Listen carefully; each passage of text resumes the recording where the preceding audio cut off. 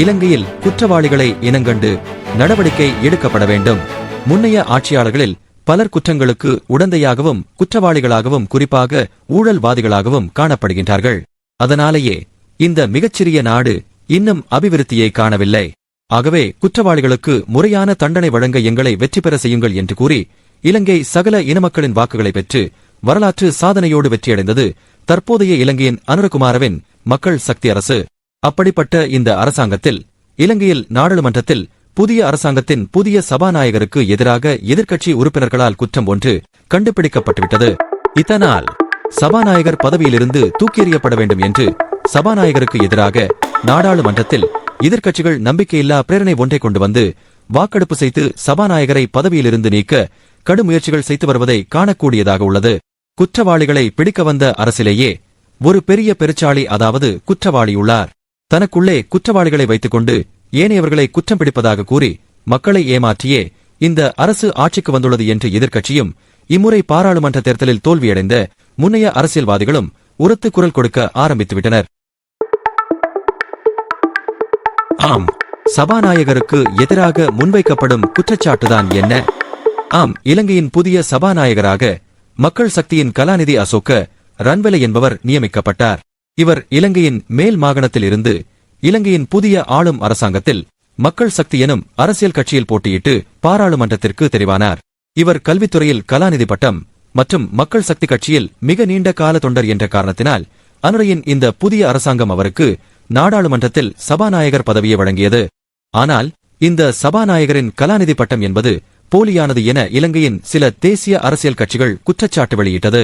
எனினும் இது பற்றி சிங்கள பிபிசி செய்தி ஸ்தாபனம் சபாநாயகரிடம் வினவிய போது, தாம் முரட்டுவ பல்கலைக்கழகத்தில் நான் படித்த கல்வி முதல் பட்டப்படிப்பு அல்ல, பின்னரே அதனை நான் பட்டப்படிப்பு வரை கற்றுக்கொண்டேன்.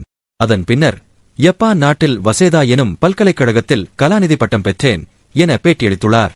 இதனைத் தொடர்ந்து இலங்கையின் ஐக்கிய தேசிய கட்சியின் ஊடகப் பிரிவு மேற்படி விடயத்தை யப்பான் நாட்டில் வசேதா பல்கலைக்கழகத்தில் விசாரணை செய்துள்ளது. அதற்கு வசேதா பல்கலைக்கழகம் கீழ்வருமாறு எழுத்து மூலம் தெரிவித்துள்ளது.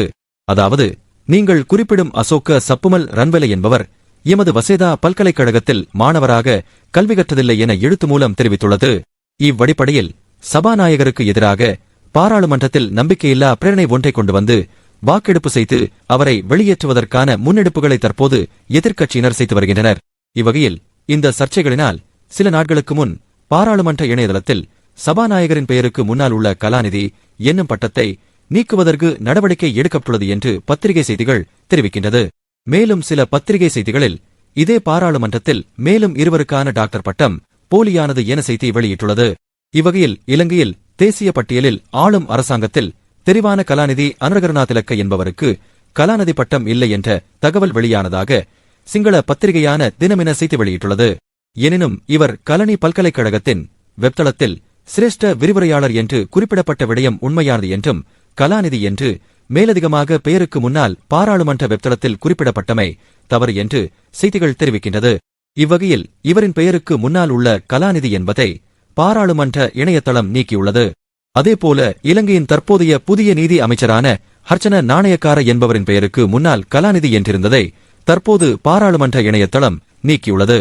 இது பற்றி வினவப்பட்ட போது அமைச்சர் ஹர்ச்சன நாணயக்கார தனிப்பட்ட ரீதியாக ஒருபோதும் எழுத்து மூலம் கலாநிதி என பாராளுமன்றத்திற்கு விண்ணப்பிக்கவில்லை எனவும் அது தவறுதலாக நாடாளுமன்ற வெப்தளத்தில் கலாநிதி என நீதி அமைச்சரான ஹர்ச்சன நாணயக்கார அவர்களின் பெயருக்கு முன்னால் பதிவாகிவிட்டது எனவும் தற்போது அதனை நீக்க நடவடிக்கை எடுக்கப்பட்டுள்ளது என பாராளுமன்ற அலுவல்கள் தெரிவித்துள்ளது. இவ்வகையில் தற்போது கிடைத்த புதிய செய்தியாக சபாநாயகர் அசோக்க ரன்வெல தனது பதவியை ராஜினாமா செய்ததாக அறிவித்துள்ளார். இது பற்றி அசோக்க ரன்வெல குறிப்பிடும் போது தான் கலாநிதி பட்டம் பெற்றதாகவும் அதனை நிரூபிக்க தற்போது என்னிடம் போதுமான ஆவணங்கள் இல்லை எனவும் அதனால் ஆளும் அரசாங்கத்திற்கு தன்னால் இழுக்கு ஏற்படாதிருக்க இப்பதவியை தற்போது இராஜினாமா செய்வதாக எழுத்து மூலம் அறிவித்துள்ளார்.